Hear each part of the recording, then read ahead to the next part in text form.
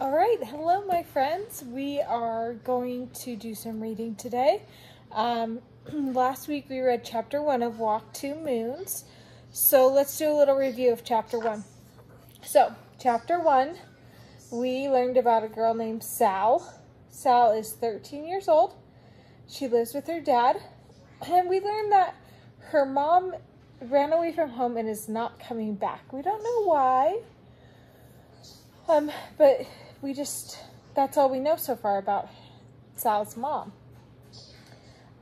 We also know that Sal moved from Kentucky to Ohio, and that they went to somewhere called Margaret's house.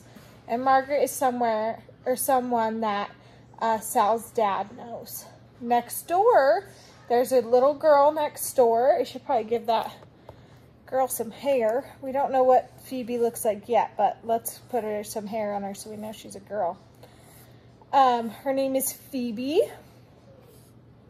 and we know that she is Sal's friend.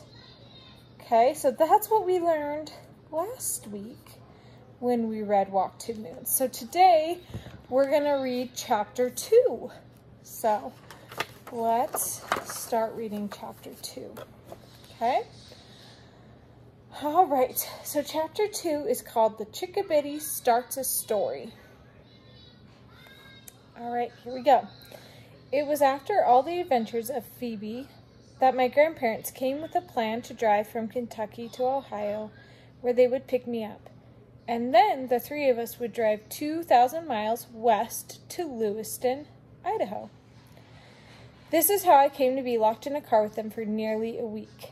It was not a trip that I was eager to take, but it was one that I had to take.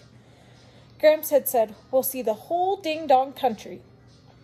Graham squeezed my cheeks and said, "This trip will give me a chance to be with my favorite Chickabiddy again. I am, by the way, their only Chickabiddy." My father said that Graham couldn't read maps worth a hill of beans, and that he was grateful that I had agreed to go along with and help them find their way. I was only 13, and although I did have a way with maps, it was not really because of that skill that I was going. Nor was it to see the whole ding-dong country that Graham and Gramps were going. The real reasons were buried beneath piles and piles of unsaid things. Some of the real reasons were Graham and Gramps wanted to see Mama, who was resting peacefully in Lewiston, Idaho. Graham and Gramps knew that I wanted to see Mama, but that I was afraid to. Dad wanted to be alone with the red-headed Margaret cadaver. He had already seen Mama, and he had not taken me.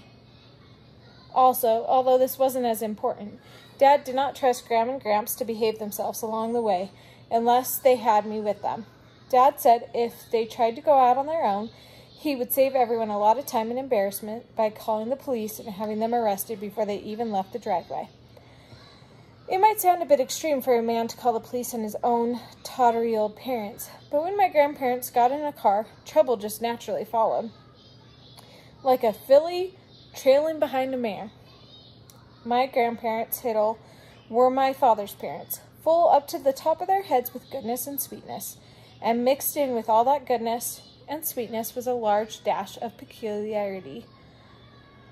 Peculiarity means like strange or different or kind of weird. This combination made them interesting to know, but you could never predict what they would do or say. Once it was settled that the three of us would go, the journey took on an alarming, expanding need to hurry that was like a walloping great thundercloud assembling around me. During the week before we left, the sound of the wind was hurry, hurry, hurry, and at night even the silent darkness whispered rush, rush, rush. I did not think we would ever leave, and yet I did not want to leave. I did not really expect to survive the trip.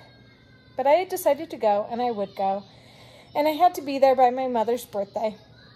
This was extremely important. I believe that if there was any chance to bring my mother back home, it would happen on her birthday. If I had said this aloud to my father, to my grandparents, they would have said I might as well try to catch a fish in the air. So I did not say it aloud, but I believed it. Sometimes I am as ornery and stubborn as an old donkey. My father says I lean on broken reeds and will get a face full of swamp mud one day.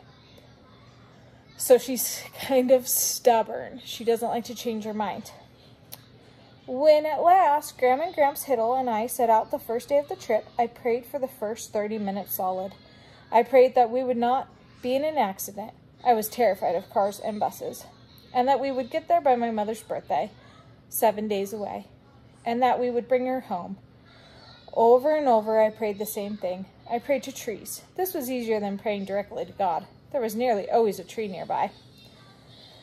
As we pulled onto the Ohio Turnpike, the turnpike's a freeway, which is the flattest, straightest piece of road in God's whole creation, Graham interrupted my prayers. Sal? I should explain right off that my real name is Samalika Tree Hiddle. Samalika, my parents thought, was the name of the Indian tribe to which my great-grandmother belonged. My parents were mistaken. The name of the tribe was Seneca. But since my parents did not discover their error until after I was born, and they were by then used to my name, it remained Samanica. My middle name, Tree, comes from your basic tree, a thing of such beauty to my mother that she made it part of my name. She wanted to be more specific and use Sugar Maple Tree, but her favorite, Samalika Sugar Maple Tree Hiddle, was a bit much, even for her. My mother used to call me Samalika, but after she left, only my grandparents Hiddle called me that, when they were not calling me Chickabiddy. To most other people, I was Sal, and to a few boys who thought they were especially amusing, I was Salamander. In the car, as we started our long journey to Lewiston, Idaho, my grandmother Hiddle said, Samanica, why don't you entertain us? What sort of thing did you have in mind? Gramps said, how about a story? Spin us a yarn. I certainly do know heaps of stories, but I learned most of them from Gramps. Gramps suggested I tell one about my mother, that I could not do. I had just reached the point where I could stop thinking about her every minute of every day. Gramps said, well then, what about your friends? You got any tales to tell about them? Instantly, Phoebe Winterbottom came to mind. There was certainly a hog's belly full of things to tell about her. I could tell you an extensively strange story, I warned. Oh, good, Gramps said. Delicious. And that is how I happened to suspend my tree prayers and tell them about Phoebe Winterbottom, her disappearing mother, and the lunatic. Okay. So, we learned that they're going on a road trip in the car. They're going to drive from Ohio to Idaho. That's about 2,000 miles, and it's going to take them 6 days. She wants to get there by her mom's birthday. And then she's going to tell them a story. So let's write about her telling a story.